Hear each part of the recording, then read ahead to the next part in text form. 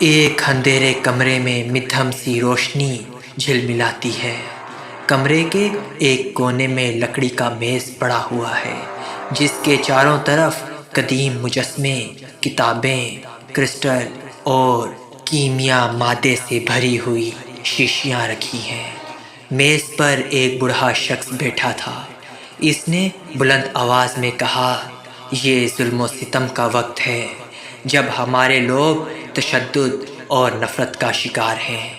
اے تاریخ کے بادشاہ، ہماری مدد کر اور ہمارے لیے ایک محافظ بھیج۔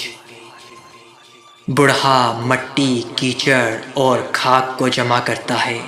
اس کے ہاتھ میں کاغذ کے کچھ صفحات ہیں جن پر عبرانی زبان میں کچھ لکھا ہے۔ وہ ان صفحات کو مٹی میں شامل کر دیتا ہے۔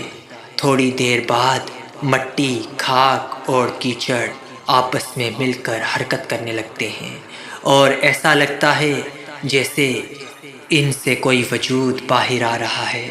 بوڑھا کہتا ہے، اٹھو گولم اور پراگ کے یہودیوں کی حفاظت کرو۔ آہستہ آہستہ گولم زندہ ہوتا ہے اور اپنا سر اٹھاتا ہے۔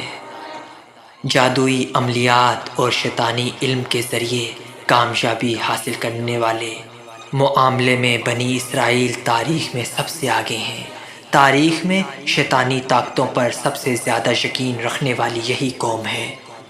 حضرت موسیٰ علیہ السلام سے پہلے جب بنی اسرائیل لوگ مصریوں کے ساتھ رہتے تھے، اس وقت کے مصری جادوگر قبالہ نامی جادو میں ماہر تھے۔ یہ جادو کی سب سے خطرناک قسم ہے جس میں جادوگر براہ راست شیطان کے ساتھ رابطہ کرتے ہیں اور شیطان ان کی رہنمائی کرتا ہے۔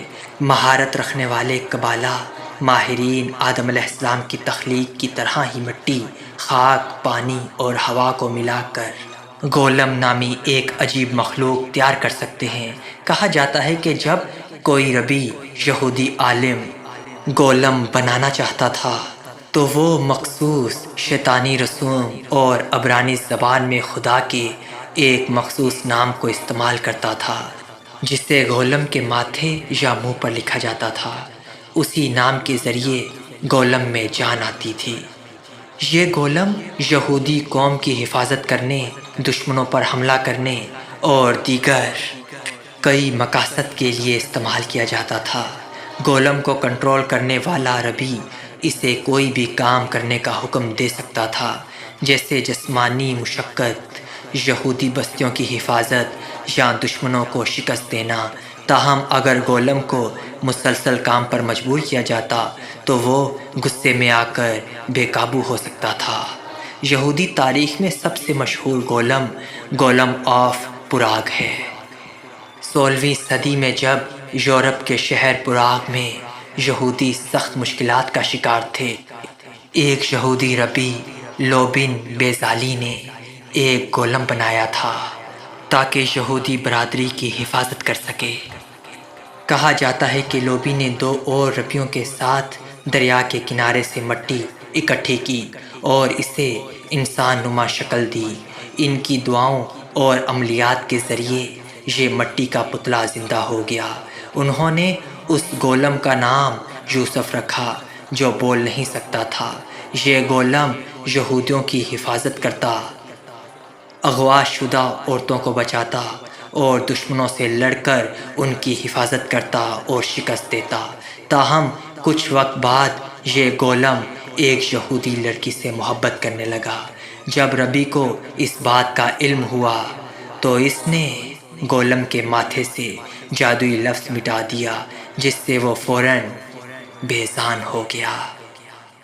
صدیوں بعد جب نازیوں نے یورپ پر قبضہ کیا تو انہوں نے اس گولم کی تلاش میں پراگ کے اس تہ خانے کو کھولا جہاں اسے رکھا گیا تھا، لیکن وہاں صرف مٹی ملی۔ تاہم جس نازی افسر نے وہ تہ خانہ کھولا تھا تو وہ پُر اسرار طور پر مر گیا۔ اس کے بعد خوفزدہ ہو کر نازی فوج نے اس تہ خانے کو دوبارہ بند کر دیا جو آج بھی بند ہے۔ یہودی تاریخ میں یوسف گولم کے علاوہ بھی بہت سے گولم کی کہانیاں موجود ہیں۔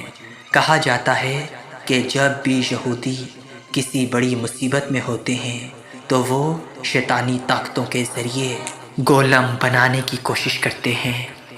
پولینڈ کے ایک یہودی عالم یاہو نے بھی ایک گولم بنایا تھا جو ان کے لیے محنت والے کام کرتا تھا، لیکن جیسے جیسے وقت گزرتا گیا وہ گولم طاقتور اور خطرناک ہوتا چلا گیا، جس کے بعد الیاہو نے اسے ختم کر دیا۔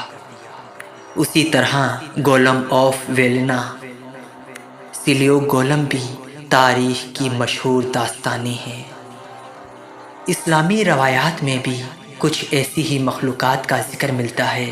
کچھ علماء کا کہنا ہے کہ حضرت سلیمان علیہ السلام کے پاس بھی ایک جادوئی مخلوق تھی جو گولم سے ملتی جلتی تھی۔ وقت کے ساتھ ساتھ گولم کی کہانیوں نے ادب، فلموں اور پاپ کلچر میں بھی اپنی جگہ بنا لی ہے۔ دی گولم اور فرینکنسٹائن جیسی فلمیں اسی تصور سے متاثر ہیں۔ لارڈ آف دی رنگز اور کئی ویڈیو گیمز میں بھی گولم کے کردار کو دکھایا گیا ہے۔ آج کے دور میں روبوٹس اور مصنوعی آرٹیفیشل انٹیلیجنس کا خیال بھی دراصل گولم کی کہانیوں سے ہی متاثر ہو کر پیدا ہوا ہے۔ یہ کہانیاں ہمیں یہ سبق دیتی ہیں کہ جب انسان اپنی تخلیقی صلاحیتوں کا غلط استعمال کرتا ہے تو اس کے نتائج بہت خطرناک اور تباہ کن ہو سکتے ہیں۔